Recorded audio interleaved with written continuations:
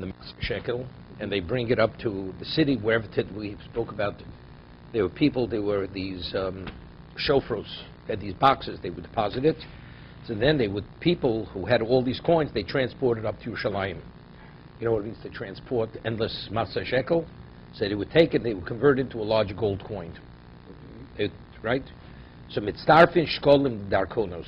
They would take the matzah shekels and turn it into darkonos, into a large gold coin. They masu aderech, because of the masui, the burden of transportation. So they'd have to transport something of lesser weight and something of, and also of lesser volume. As they had these boxes that they would deposit the coins in the Migdosh. Now there's a question, either Migdosh can mean the Beis HaMikdash, or Migdosh can mean Yerushalayim. Okay? According to most Rishonim, Migdosh means the Beis HaMikdash, and Medina, when Medina means Yerushalayim, even Yerushalayim. The Rambam learns, no, Migdosh is Yerushalayim, and Medina means outside Yerushalayim, in the Medina. Medina. So the Korban over here explains why they called shofros these boxes, because it was shaped like a shofar. The mouth was very narrow, because if it would be wide, people could put their hands and steal the money. Right. So you deposit, and the bottom was wide. It got wider, so that's where it contained the coins. You drop it through the slot.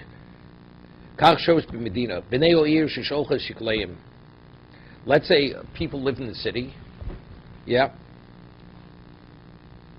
So again, people, they give their coins in the city. So now the people in the city, they send their coins to the Beis HaMikdash, to the Gizbar. Gizbar is the one who oversees the usage of the finances of the Beis HaMikdash. So,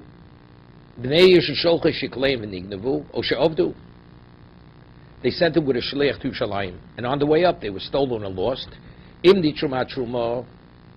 they already had taken the Trumas Halishka, what would they do? They would tithe the coins for karbonos.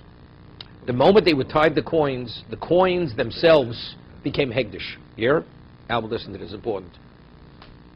Initially, when you give matzah shekel, it's not hegdish. It will be used for that, but it wasn't. They didn't. The coins weren't yet consecrated. But what about I send my coin now? When they tithe, it's called trumas halishka. Truma means tithing. They had a room full of coins.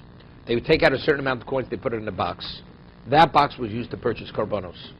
Once they tithed it, all those coins became hegdish. When that became hegdish, all the coins that were sent, those people now have a share in those coins, even though they didn't yet arrive. The coins didn't arrive in Yerushalayim yet. But nevertheless, they have a share in those coins, and they have a portion of the karbonos. Okay? We'll see later. There's an opinion, even if the person hadn't even sent his coin, when they tithe it, it's even for people who send the coins in the future. They should have a share in the carbon. So now, if they tithed it having in mind for the coins that were sent, so who's the Baldin? Who's the defendant? Who's the plaintiff here? The Gizbar. So therefore, who imposes the oath? The one who's owed the money. Right. So the Gizbar has the Shliach, has to swear that it was stolen, or it was lost. Right. Maybe he pocketed it. Right. He has to take a shua like a shomer. If the truma already was taken, nishbon legizborim. The shliach has to swear to the gizbor. That's the one who oversees the finances of the Beis HaMikdash, because he's owed the money, because he already tithed coins on behalf of the ones who the matzah shekel. If they had already taken truma, yes. The gizbor. Yeah. Then who's owed the money? Whose money? Those matzah, who do they belong to? It belongs to the Beis HaMikdash already, because they tithe on behalf of those individuals who are sending the matzah shekel. But let's say they didn't yet tithe it. So who's the one? Who are they representing? They're representing the Bnei Yair, right? The ones who are in charge in the city itself. So who imposes the oath? The Bnei Yair. Mav, Nishbon LeBnei Yair. Ubnei Yair shoklen tachtein, and now the Bnei Yair, they have to what? They have to take other coins in their place. Nimtzu. What about afterwards? Nimtzu. They located the coins that were located. So now they have two coins. They have new coins that they set aside, plus the original coins. The ones who stole it, they return the coins that were stolen. Elu shkolim. They both remain shkolim. Vein olin lohen l'shana bo. But you can't use it, accredit it to next year's account. I mean, once Nisan comes, they're considered old coins, and they cannot be used. Okay. They're all done the same way. The ones they found, the ones they lost. It's not like a... No, for that year, they used to buy carbonos. Right. No, It's you not say, like no, because you say maybe the ones that were set aside, it's only because they were lost or stolen. But now we locate coins, maybe the new Machzor Shekel should become ordinary money. No, since it was designated for Machzor Shekel, it remains the Machzor Shekel. And it's used as the original coins were used. Okay, we're going to do the carbonate. It'll take 2 moments to go through it. The original coins remain what they were originally meant to be for, used for korbanos. But the chiddush is even the new coins that replace those. Of course, you could say maybe they're only replaced if you need them.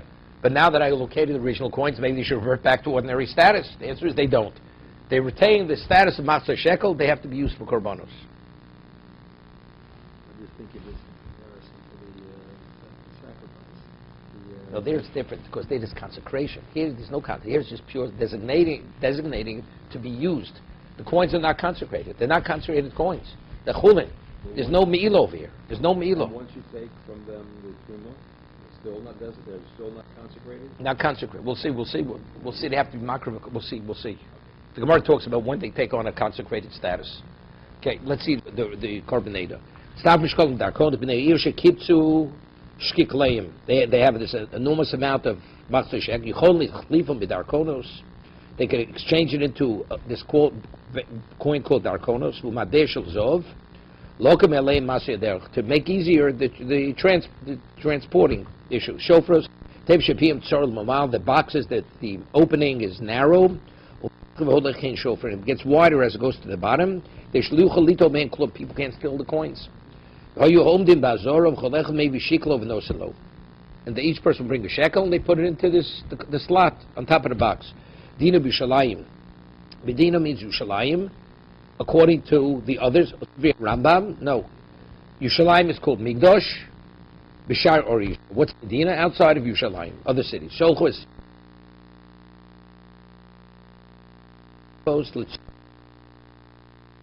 Boxes for the sake of karbonos, tormin alagovui valaosid ligvos. This is important. And they would tie for those already, the coins that were collected already, and for the ones that will be collected in the future, because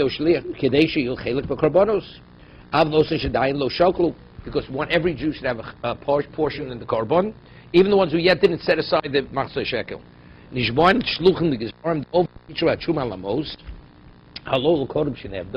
Since the tithing already was taken before they got lost, so now these coins belong to the custodians of Hegdish. It's as if they were stolen from whose domain? The domain of what? Of the Gizborim, right? Therefore they have to take the oath from the Gizborim, even though if something which there's no such thing as Hegdish cannot impose a shvur, more going to say it's a Drabanan. It's purely a rabbinic enactment. The Lav, okay, the Gemara. Here's a question: why do you buy a gold coin? If you want to make it easy, you buy diamonds, buy pearls, right? You put it in your pocket. One pearl could be worth endless gold coins. If the whole issue of converting it to gold is to make it easier, convert it to a margolis, right? What? Pearls could. What's the difference? No, we'll see in a moment. The Gemara's going to answer. Beads used to be a commodity too. The Gemara is going to say because one is a greater constant than the other. Gold doesn't drop. We're concerned. We have to protect Hegdish's investment here. Their asset. You convert it to pearl. What happens if the price of pearls drop?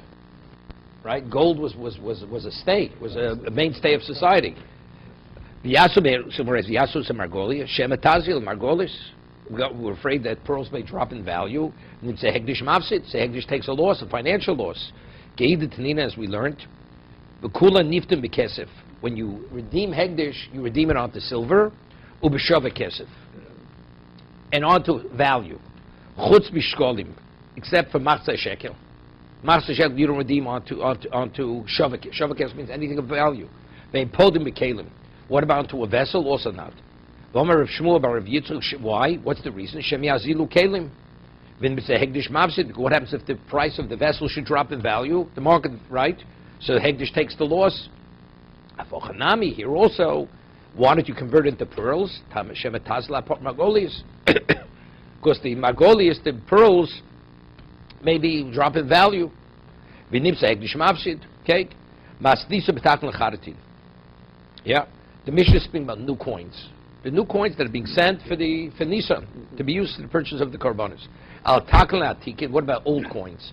The coins from the previous year, which they're going to put away. They used to pay salaries. They used for other things. Lo bedo. Right? We're not talking about that. Betoni kain. Atikim b'migdash ve'atikim b'medina. The boxes for the old coins that you found in the Migdash, but out in the outside you didn't find those kind of boxes. Okay, just take a look in the Oveda Korban Dish, just 1 second. Rega. It says that they have boxes for coins in the Medina. That was for the new coins. They didn't have. What about if you want to bring old coins? You had to bring that yourself straight up to the base of Migdash. Yeah. You know, Lahavdil. You know, you have drop-off boxes. Goodwill Industries. You drop off old clothes, shoes, wherever it is.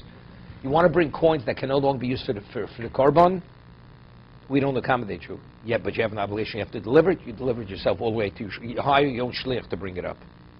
But if it's a new coin that has to be sent, you just drop it into the local box, and they'll take care of it. They'll transport it for you.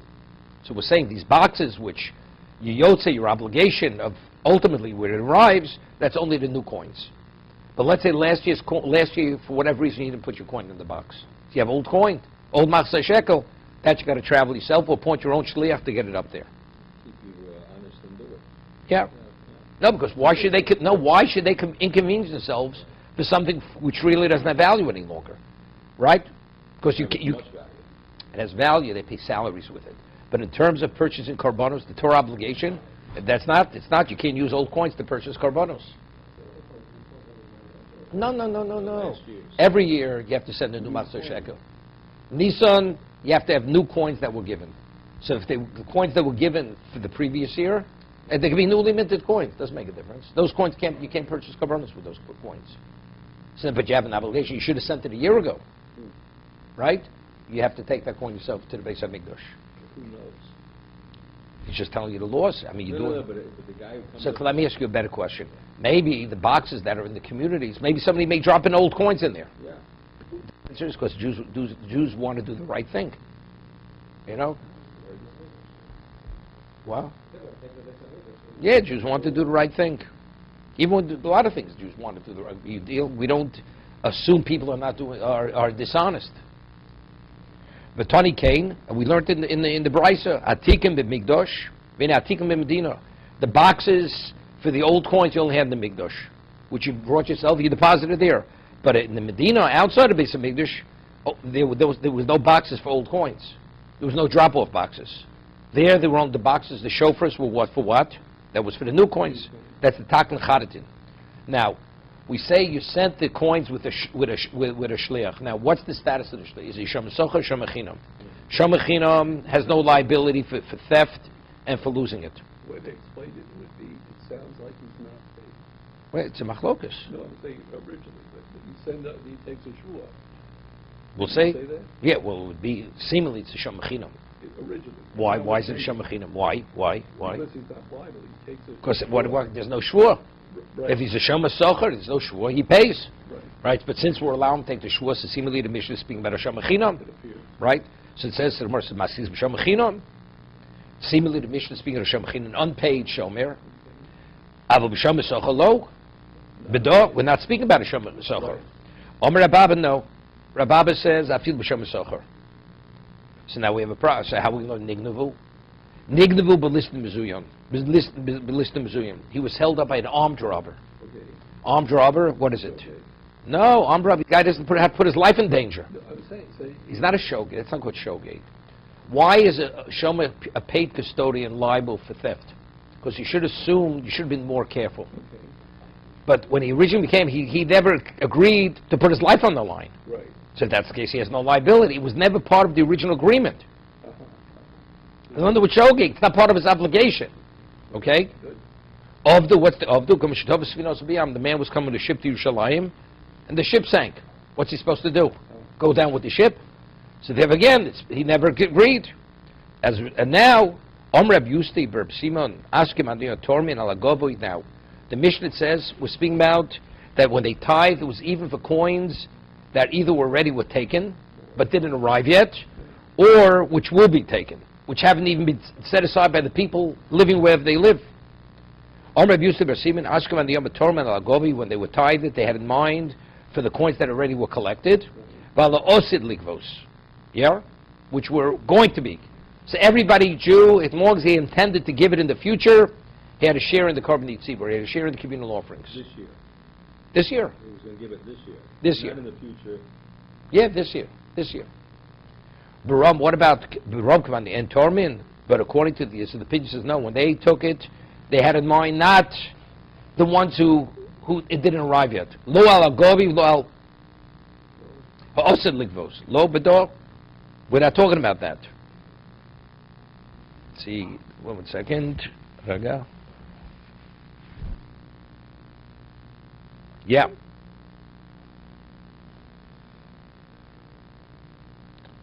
One second.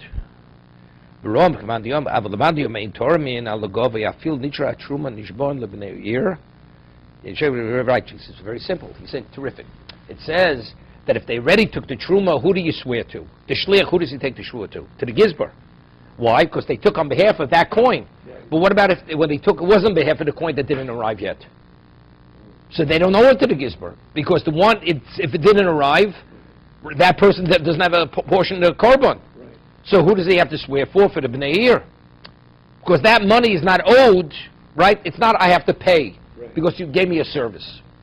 Here, Albert. Again, it says that if the Truma was taken, and now they get lost, the Shliach is in transit, the Shliach has to swear to the Gizbar. Because when they tithe it, they gave the person who you were carrying his coin a portion of the Korban already. So who do you owe that coin to? To the Gizbar. So who's the person you're obligated to? To the Gizbar. It's like it's his asset. So you have to swear to him. But if you say that when they tithe, it's only for the coins that arrived already. So if that's the case, if it's still in transit, that person doesn't have a share in the Korban. So if that's the case, whose coin is it still? It still belongs to the one who appointed you to deliver it. Yeah. So if that's the case, if something should happen, who do you swear to? Even though the Truma already was taken, you swear to the one who sent you. Because that money is not owed to the Gizbar, because the Gizbar's tithing has no relevance to the coin that didn't arrive yet. Right? That's what he's saying. Okay? It's good. Is it getting clearer? Yes. Okay. B'nei Shishokula Shiklein. That's clear. But didn't we say what happened to the concept that when they tithe that it was for everybody? No. There's different opinion in that. That's the difference. If he's saying the Mishnah is going according to the opinion when they tithe for everybody, even the coins that didn't arrive. So if they tithe on behalf of those people, so the coin when it's in transit, although it didn't arrive, who's owed that coin? The Gizbar, because he gave that person a share in the coins. But if he doesn't have the share, which is, he says that's not our Mishnah. So even though it was tithed, you still swear to the Bnei Eir, not to the Gizbar. Okay, finished. Bnei Eir Shishol Shikleim. Now it's interesting. Something that belongs to Hegdish. Something belongs to Hegdish. And I assume I become a shomer, and something happens to it. Do I have liability? Aloch is, you don't have liability. Because the Torah says it has to be Re'ehu. It has to be your fellow. Hashem's not your fellow. The Gizbar represents Hashem. So if the Mishnah says that you have to swear for the Gizbar, evidently what does that mean? That means that even a shomer of Hegdish has liability. And we're going to say, so it's going like a minority opinion. See, Omer Reb Lozer, the Reb Shimoni, our Mishnah must be going like Reb Shimon. Why? The Reb Shimon Omer Kochim Shu Chai Bach Ruson Kinechosov Hein. That Kochim, which you have liability for, we look at it as if it's your, right? It's your responsibility. Omer Reb Yochanan disagrees. Reb Yochanan argues Reb Lozer. He says, Divrei HaKoli. Mishum Shuas Takona, it's really rabbinical. On a Torah level, truly, you don't have to swear. Once it's tithed, it belongs to the Gizborim, so you don't have to swear to the Gizborim. Because on a Torah level, you don't swear for Hegdish. One does not take an oath for Hegdish. Over here, it's a rabbinic enactment. The Shvuah is a rabbinic law. Shvuah is takona. So the Gemara says, Al das Rabbi Yochanan neicho dishbom legizbor. So now the Mishnah is very good. Right? The Mishnah works out according to Rabbi Yochanan. What is saying? The Mishnah, if they already tied it, so who does the shaliach swear to? To the gizbor. So according to Rabbi Yochanan, that what? That it's a rabbinic enactment. That's why I have to swear to the gizbor. Right? Nishbom legizborim. Vim lav. Nishbom lebnei. And if not, who do you swear to? You swear to bnei. If it wasn't. Ubeneo, what does it say in the Mishnah? Shokla acheret tachtein. And now that, let's say, after the Shoma swears, the Shlich swears, the Bnei they take other coins and they replace them. Correct? Mishum shvuas takona. Because since the oath is taken, what do they have to do? They have to give other coins. Elo Reb Elazar. But according to Reb Elazar, Nishbon Levneir, Hadohi, the Reb Shimon.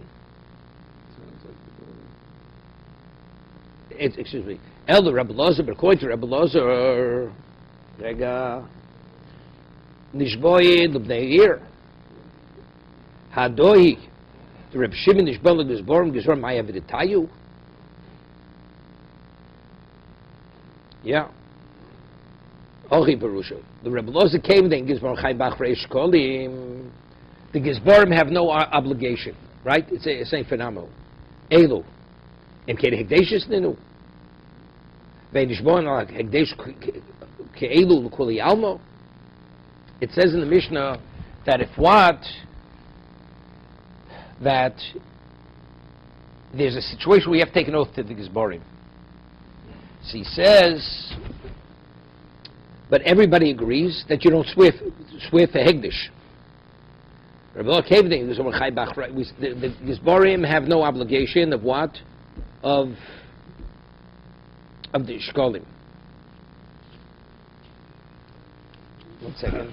It says in the Mishnah, you swear to the Gizborim. Gizbor, this question I don't hear so well. What's the Gemara's question? According to Rabbi Elazar. Elo Rabbi Gizbor Levneir Hadohi. The Reb Shimon. Yeah, good. Good. How is that part of the Mishnah? By the saying that the Mishnah follows Rav Shimon? But didn't we say it's a takona? It's a rabbinic law. Not personally required to observe the laws. So they can say that the coins were considered theirs and not the temper's. Yeah, but according to Rabbi Elazar, didn't Rabbi Elazar say, really on a Torah level you don't have to swear? It's a rabbinic enactment. It's a rabbinic enactment. What's the Gemara's question? That's why I have to swear for the Gizborim. They're just swearing in two places, so isn't that... How are you swearing in two places? He's swearing once. He's swearing to two... No. If they took the Truma, then you swear for the Gizborim. Right. Truma wasn't taken, then you swear to the B'nai Eir. Right. So what's the problem, according to Rabbi Elazar? Originally, Rabbi Elazar said about how do you have a case where you swear for the B'nai for the Gizborim? It's Hegdish. So he said Takona. Right? Takona.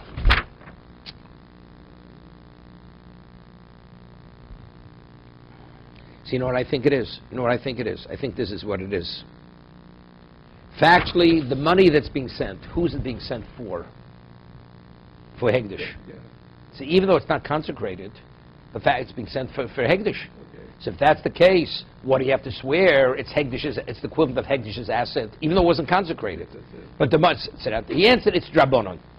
But that's what the Carbonator says. But what about it already takes on to consecrate? You owe it to them because they tithed on your behalf. That money already belongs to Hegdish. That's Hegdish money. Right. He says everybody agrees. Even rabbinically, there's no such thing as an oath. See, before they tithe it, the money is meant for Hegdish. Right. So if it goes lost, why are you replacing it? Because the money has to arrive to Hegdish, right? But it's Hegdish. There's no such thing. The answer is takona. It's a takona, rabbinically. Just to make them careful. Whatever it's a takona. But once, right? But once it's tithed, now it's Hegdish's money. It belongs to. So that's even Rabbi Elazar would agree that you don't swear rabbinically. So that's the Gemara's question. Hadoy the Nishbon legizbar gizbar might v'tayu, and that the Gemara says Nishbon levnei ir b'maymid gizbarim. What it means, Gizborim, that you swear to the Bnei Yir in the presence of Gizborim. Te'echlo l'shdinu, inamid lo nishum poshim. Here? Rega. Afilu ach shenit shmo, ad shimsher l'give. Yes, he's saying like this. It's going like Reb Shimon, and really you're swearing not to the Gizbar, you're swearing to the Bnei Yir, but in the presence of the Gizbarim. So they shouldn't suspect that there was some kind of shenanigans going on over there. Right? Lochstinu, that they didn't act responsibly. Lo nu poshim. Apishikim lu Bnei Yir l'shalem. See, the question is, what's the problem? If the Bnei Yir agreed, if the Bnei Yir have to replace in either case, so what's possible to say? You're going to suspect they did something illegal. They have to pay out anyway, right? Here, we're saying like this: the reason why we impose the oath is being taken by the shlich in the presence of Bnei Yir, that we shouldn't suspect the Bnei Yir they didn't do something wrong, right? So why would you say Gilgul Shavua? No. There's no such thing as Gilgul Shavua. There's rabbinical. But I understand, but why was somebody witnessing the Shavua again? I'm just having to swear a second time. What is the witnessing? I don't know. Yeah.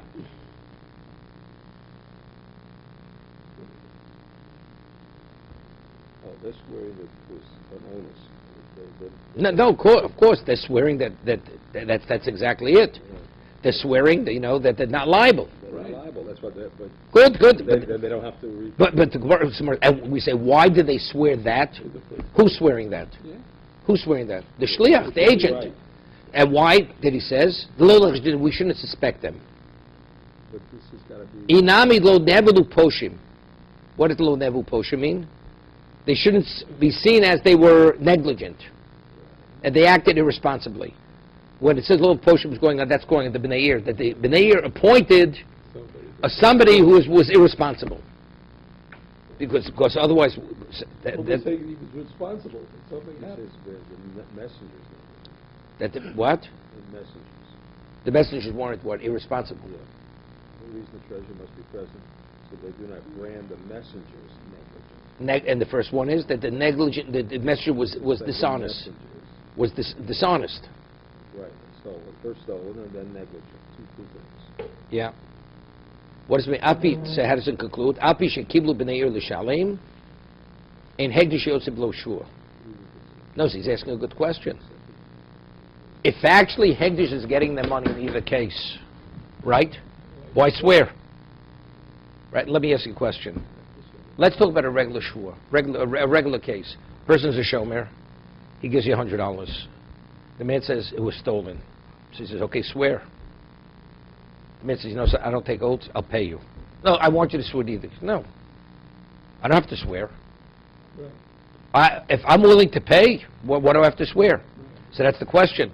Why should the shliach have to swear? You're swearing in the presence of the gizbar.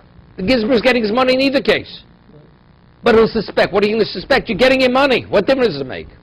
The answer is because anything which belongs to Hegdish, if they don't get it, there's no such thing as you don't take an oath. That's what he says. And Hegdish Yotze B'li Shvua.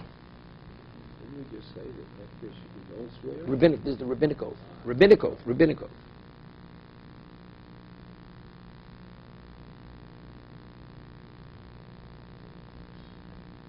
And it says, "Sheyishva shliach shu neman lanu shomelan shein hegdish yotzi below shvua."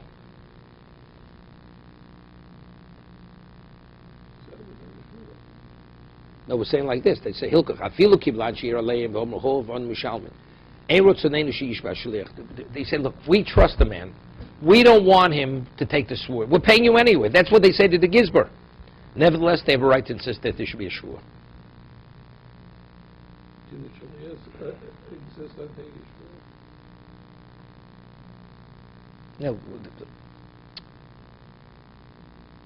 No, again, we want the shliach to be seen as as an honest person. Right. So can he insist on taking the shvua? He has to take it regardless whether he wants to or not. It's irrelevant.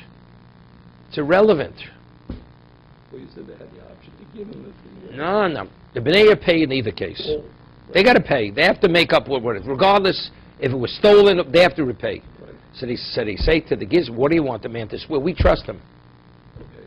Right? Does the Gizber have a right to insist the shvur should be done? The answer is yes. Why?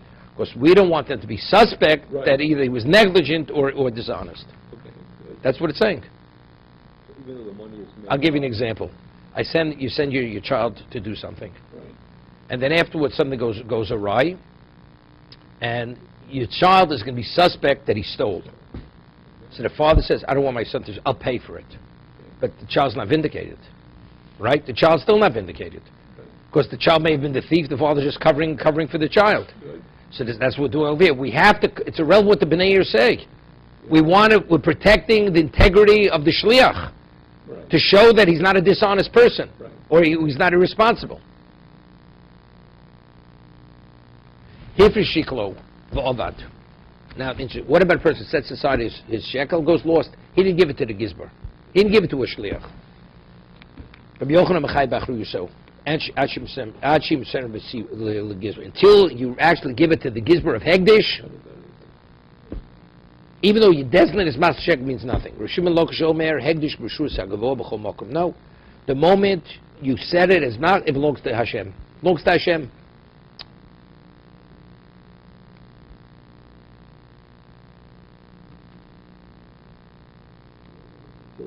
They were talking about this even before the tithing takes place. Mastisa pliga Reb Shimon Lakish. Seems the Mishnah argues with Reb Shimon Lakish. Why? Nishvan l'bnei ir, u'bnei ir shoklin shiklei. And it says when it goes lost, the shlich swears to bnei ir, and who puts the money down? The bnei ir, not the one who originally gave the Matzah shekel. Right? According to Shimon Lakish, right? Excuse me. What did the bnei have to pay? Shimon Lakish, the moment you set aside Matzah shekel, it's already the gizber's. Since the gizber's, so whose money went lost? Hegdish. So what? Now also. No. So what did the bnei hear? Why did the bnei have to reimburse? Because it hasn't gotten there yet. So that's Rabbi Yochanan. Yeah. That's Rabbi Yochanan. Right. Right. That's the question. It seems the Mishnah contradicts Rish Lakish because it's Nishvan bnei hear shokish play, and although owed, he mishum shvus hatakona. What's the base? Base. The grow.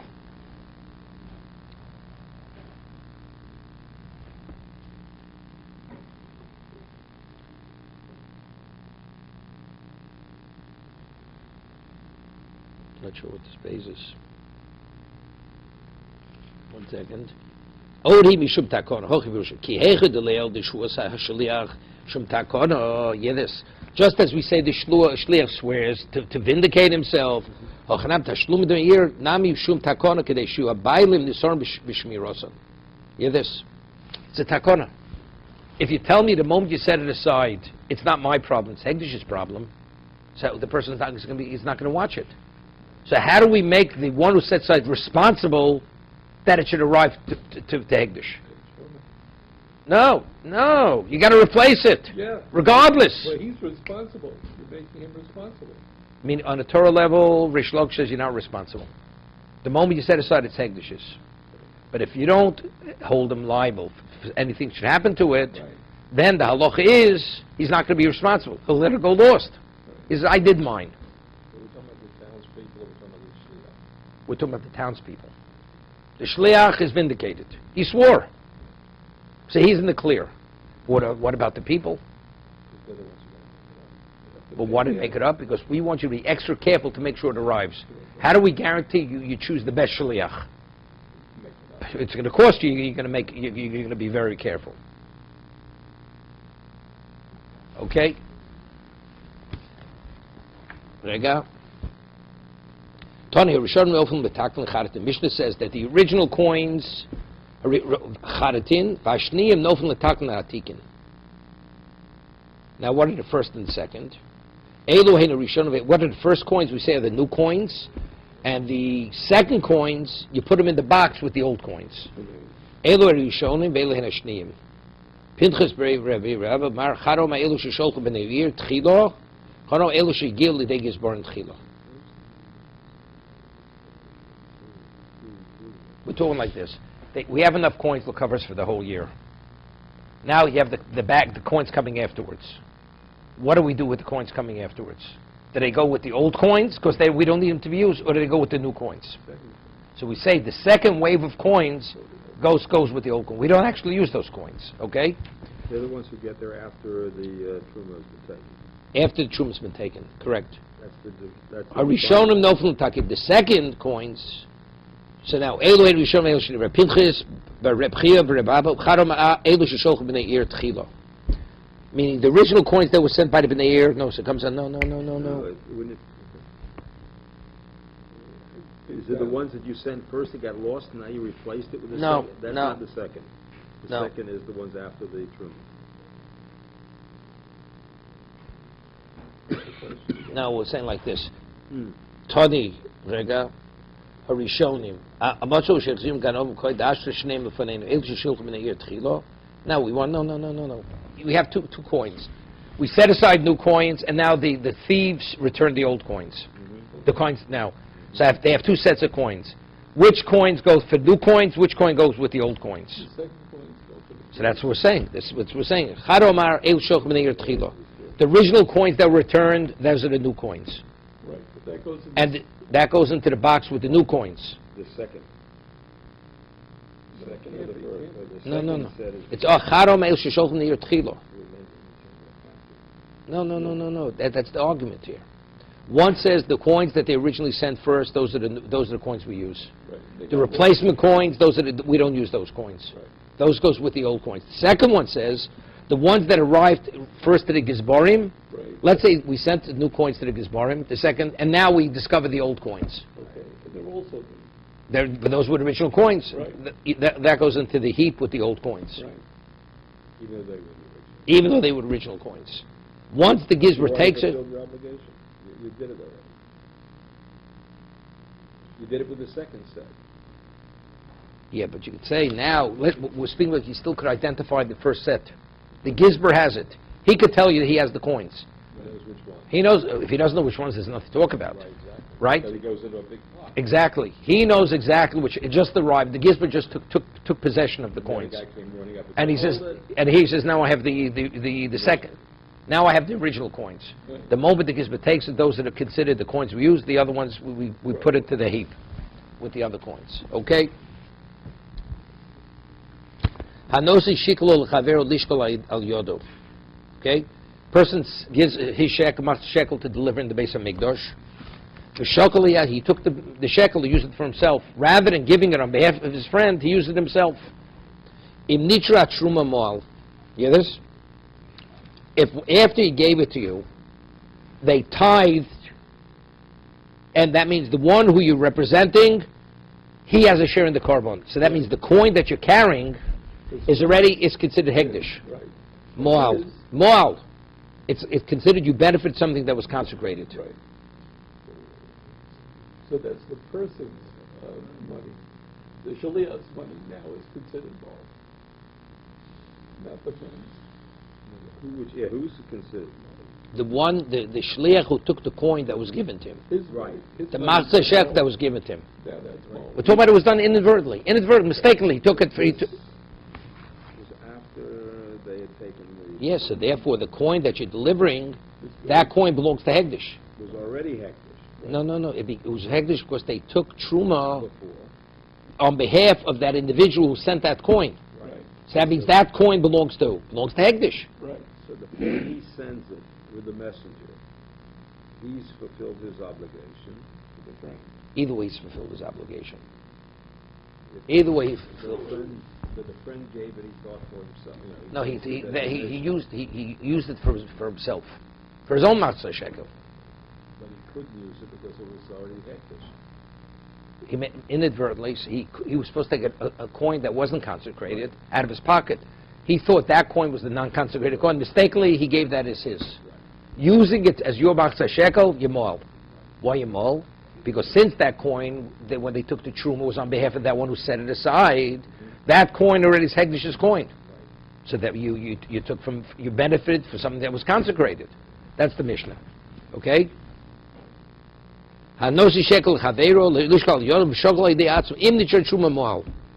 Hashokel shiklo mimos hegdish.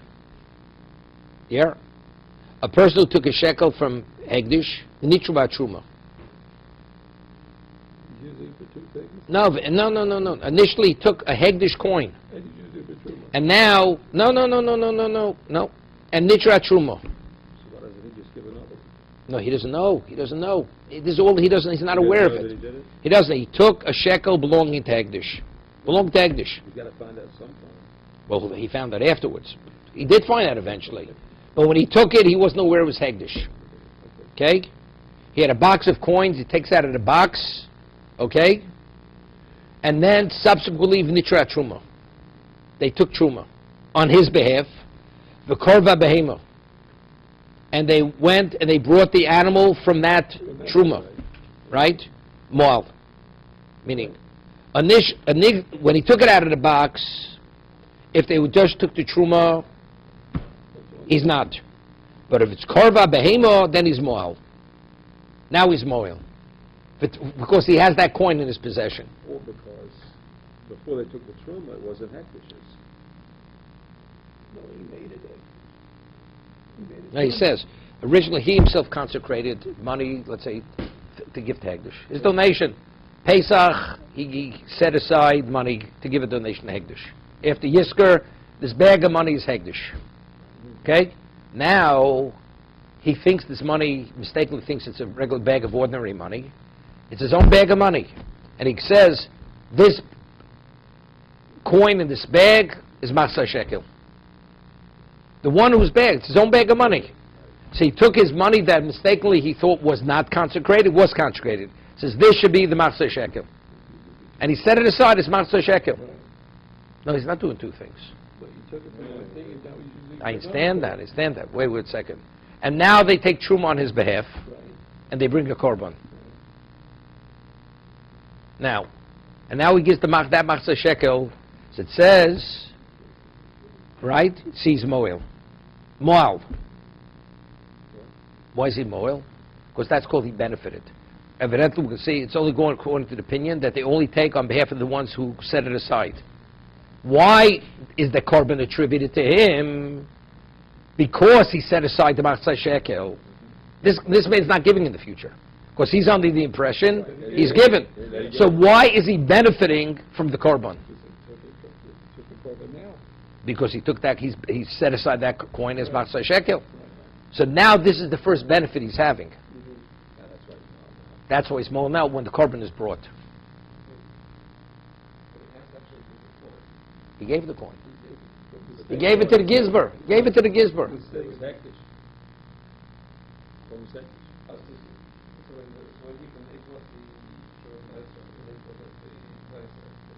Not Maisa. No Maisa. No. They tithe the coins. They buy korbanos. So when they just do the tithing itself, nothing happens because he didn't benefit yet. Nothing happened yet. What if now they take the coin, they buy the korban, and they bring the korban? Now, because you set it aside, you're benefiting from that coin. Right? So he explains it. But if he realized it, he could slip another one in. If he realized it before, he would actually replace the one that Here. Rashi, the korban hashokol shiklo min hegdish. He set aside money that he consecrated. He thought it was a bag of ordinary money. He took out of that bag a Machzor Shekel, v'nitra truma, and they v'kono behema ba'usa truma. They bought with that tithing v'krivur oz l'schayv hashokol korban milo. But not before. Why? L'fishen milo ela b'motzi min hegdish l'chulin. Of motzi mehegdish lehegdish api shenene ein a moel el ach shemose maise behegdish hasheni. Yeah. See, I'm not sure the coin that he took out. Did he actually give it over to the what's it called? It seems if let's say we give that coin to the gizbar, he's not moel before they bring the korban. They do not. Why? Because that's going from hegdish to hegdish. He didn't take it, put it in his own pocket. If he would have put it in his own pocket, it's one thing. Here he took something that had Hegdish and he designated it to be Hegdish. And now he gets the benefit. But he made a mistake. Oh, now because he's getting the benefit now Yeah. from the korban. But he explains because an action was done. Because an action was done. If they never bought it, there wouldn't be a problem. No, it's the korban. No, it's not only they bought it. It was sacrificed. Masjin b'nei shvius yochel kenegdo. What about mistakenly took most ma'aser sheni? Or money from shvius which he's not permitted to benefit from, right? It's only supposed to be eaten. Yochel kenegdon. So he has to take the equivalent amount of money and what? And replace it. That's replacement. There's no milah there. Okay? Let's see the Gemara. Hashokel. Anatinino im korvo. Habehima. It says in this Mishnah, when is the moel? If it's korva habehima. If the animal was sacrificed. V'toni dvei Rebbe im nitru matruma. We learned it in the Mishnah of Rebbe. No, even if it was tied, that's enough to be moel. Right? So how do we reconcile it? Man tana im nitru truma. Reb Shimoni. Who's the one who says that if it's tithed, that's enough to be moel? Reb Shdoma, Reb Shimon. Miyad hoy makabel mosov. Miyad hoy makabel mosov. V'kohanim is reasoning.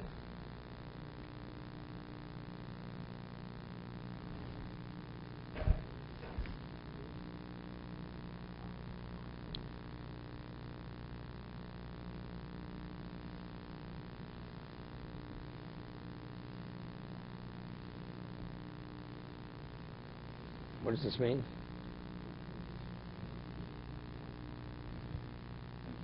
What point is he? No, I understand that. He's saying, our Mishnah says, when is he committing Megillah when the korban is sacrificed?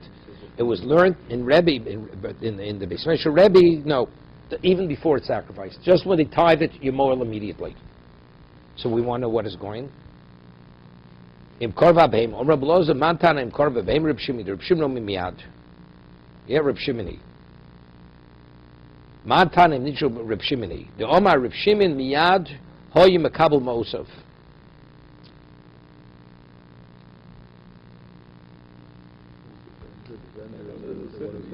The animal, or? The vendor's the one who has the animal.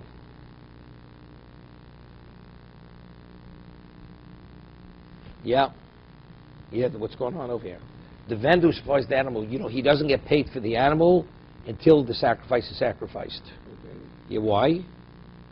Because otherwise, what happens if it turns out they slaughter the animal, they find out, let's say the animal's a trefa. Has a defect. Comes out, if he has his money, he's not getting it back so quickly. So they pay when you're able to benefit. When it's guaranteed that they got benefit from it, we're not going to put Hegdish in a weak position over here. So the vendor has to know that his animal is not a trefa. He says, no, he doesn't know. So he has to wait to see what it is. He has to wait and see. That's what he says. Reb Shimon says, no, you give the money immediately. So according to Reb Shimon, you mow immediately. Good. Even before it's sacrificed. Very good. According to Reb Shimon, the moment you give it to the vendor, that's use the money. Right. That's the purchase. You don't have to wait for it to be sacrificed. Good. But according to the Chachomim, you only pay the vendor only if it's sacrificed. So now the money goes to the vendor. Yeah. See, the benefit is not the kapora. The benefit is the money now is owed to the vendor. Right. When the money gets transferred. When the money gets transferred. Right? Reb Shimon Yidoma, Reb Shimon miyad hoy makabel osov. V'akonim reasoning. Hegdish nizm the shekonim reasoning. Reish afilo korva behemo el shekonim osov kvar yotza mos l'chulin umoal. What does that Kohanim's reasoning? Because they do things with alacrity. Sharei afilo korva behemo el shekonim osov kvar yotza mos l'chulin. They don't want something to go wrong with the korban. No, I understand that, but what's one thing after another? It says it's immediate. Reb Shimon says immediate. So he explains because you pay the vendor immediately. Right. You want to make sure you get that animal on the sacrifice before something. Yeah, so when you you mow it, but you mow, I understand, but you mow immediately. What does that do? What do we have to talk about Kohanim's reasoning? Because now it's going. I understand that. But the meal is when you pay the vendor for the animal. No, that's when you mow it. That's after the fact. Yeah. So if that's the case, what do we have to talk about Kohanim's reasoning? What are we adding by saying Kohanim's reasoning?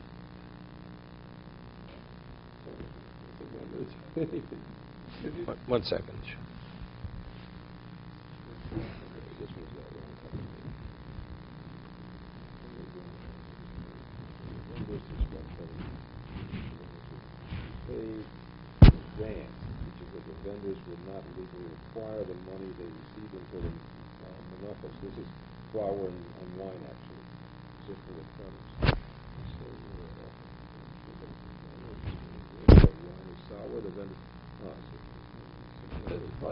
when animals were purchased, so the money would likewise not belong to the vendor of these animals if the animals were successfully offered. It would be the sellers. So we can blemish the loss would be the sellers, rather than tempest. Is not liable from the other until the truma is withdrawn and the animal is offered from it. So although the money was given to the vendor at the time of the purchase, it does not actually cease being the temples and become the vendors until the owner is for the selling view of the change from the sense that the vendor of the flour and wine would acquire their money immediately. If someone is not worthy of the flour and wine spoiled, but the honey or village. Sell it together. Thus, there is virtually no risk to the temple. I hear. No, we're saying the same thing. Yeah. The question is, according to Reb Shimon, he says that because the money becomes the vendor's immediately, because there's nothing to worry that something wrong is going to go wrong with it. Are we saying roll? That the No, we're talking about, let's say, Menochos. Menochos is it's not. It's easier. It'll become contaminated or whatever. Okay. It's not going to happen. So therefore, Reb Shimon says, since I don't worry, for all intents and purposes, the moment the vendor gets it, it's his. He has a right to retain it. Good. Chum say no. Until after fact, not. So when's we get it? Only after it's sacrificed, because then, now it's the vendors. Our mission is more like the Chachomim, that until it's done, it's not done. Right. So when does the money transfer to the vendor's rishus? After the sacrifice. It's only then that it creates. Right, that's our Mishnah. Rav Shimon says, no, we're not worried. Right. Therefore, the moment the vendor has the money, he has a right to retain the money, Good. because I'm not worried. That right, you've already done That does Milo. That's it, finished. So it comes out interesting. So the Mishnah, why you moan? Not because you have kapara. It's because the money was transferred out of Rishus of That was Hegdish. the completion of the mitzvah. Not that it has nothing to do with the mitzvah. Well, ultimately, You took Hegdish's money and you transferred it from their Rishus into another Rishus. so it's not mine completely until it's the mitzvah. No, because the money doesn't go out, doesn't belong to the vendor. Right. That's the question. When does the money belong to the vendor? Is it immediate or only after the korban sacrificed? That's the question. Okay.